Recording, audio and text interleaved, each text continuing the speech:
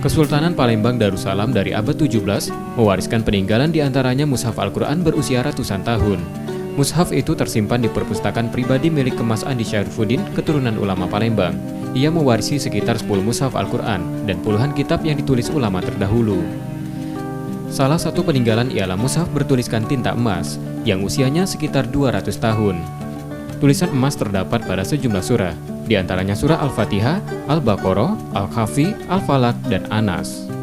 Lapisan emas terdapat juga pada sampul mushaf. Tiap halaman terdiri dari ornamen khas Melayu Palembang. Selain itu, beberapa koleksi-koleksi mushaf tertua dari tahun 11 sampai 87 Hijriah atau 17 sampai 73 Masehi di masa pemerintahan Sultan Ahmad Najamuddin. Karena belum ada mesin cetak, mushaf ditulis tangan oleh penulis berbeda, menyebabkan tiap mushaf punya gaya penulisan sendiri. Untuk kertas yang digunakan berasal dari Eropa.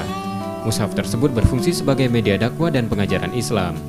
Manuskrip dan mushaf Al-Quran inilah sehingga pada waktu itu kan zaman Kesultanan itu sudah menjadi sebagai bacaan setiap harinya untuk mengaji Al-Quran, mendalam ilmu agama, sehingga pada waktu itu menjadikan Kesultanan Palembang Darussalam itu menjadi pusat kajian sastra Arab berbahasa Melayu. Sebagian masih terawat, namun sebagian lagi kondisinya memprihatinkan dan rentan rusak. Sudah dilakukan upaya pelestarian seperti digitalisasi agar dapat disaksikan generasi mendatang. Rizky Nurmizan, Kompas TV, Palembang.